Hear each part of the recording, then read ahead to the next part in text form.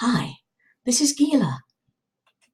So, as Jews are celebrating their 7-day holiday of Passover, and as Christians have been celebrating Easter, the world has seen yet another devastating series of attacks from Islamic terrorists, this time in Sri Lanka, and this time aimed largely against Christians at the most holy and reverential time of the year.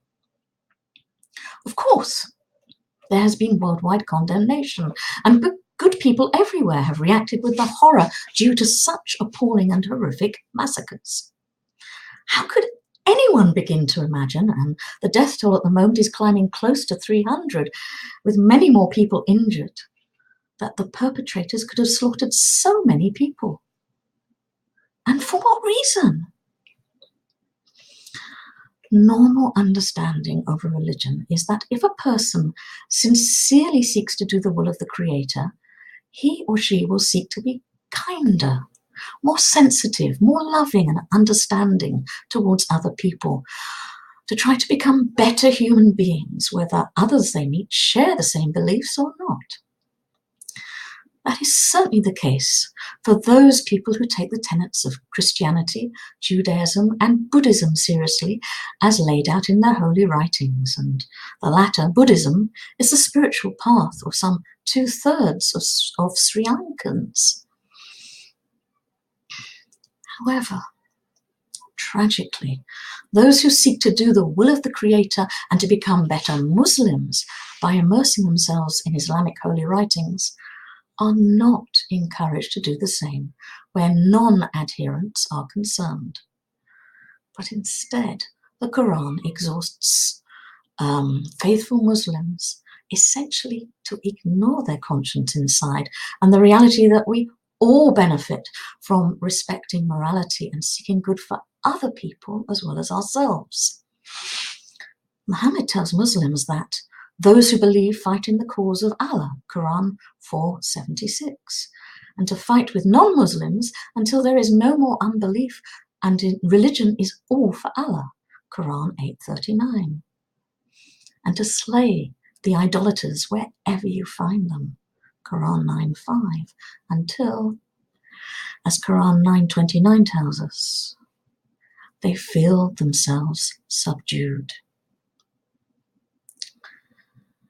The fact that many Muslims manage to be good and kind people despite the darker side of Islamic ideology is surely credit to them as human beings.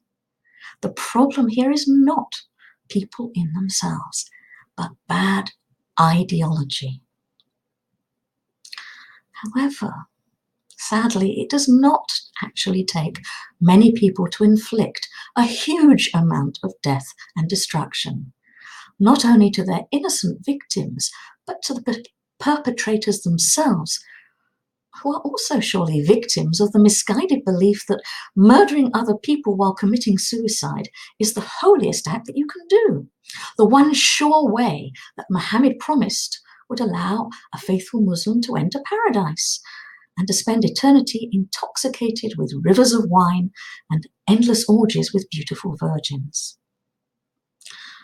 So, it makes perfect sense to target non-Muslims, such as Christians, celebrating their holiest festival in their own places of worship.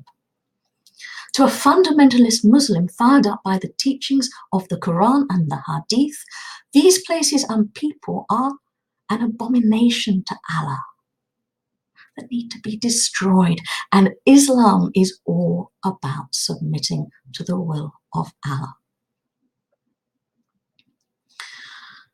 It may not be easy on a personal level in 2019 in Britain, in Western Europe, and even in the USA to dare to name the elephant in the room here for what it truly is, to dare to speak the deeply uncomfortable truth that the political part of Islamic ideology with regard to how to treat non-Muslims is frankly evil.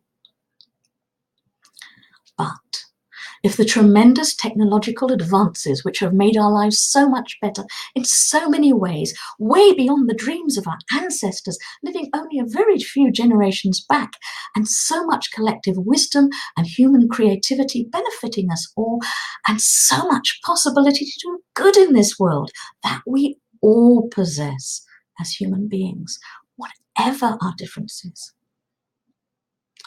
This is not only to continue to flourish, but actually to survive. Enough of us truly need to stand up now and speak truth openly.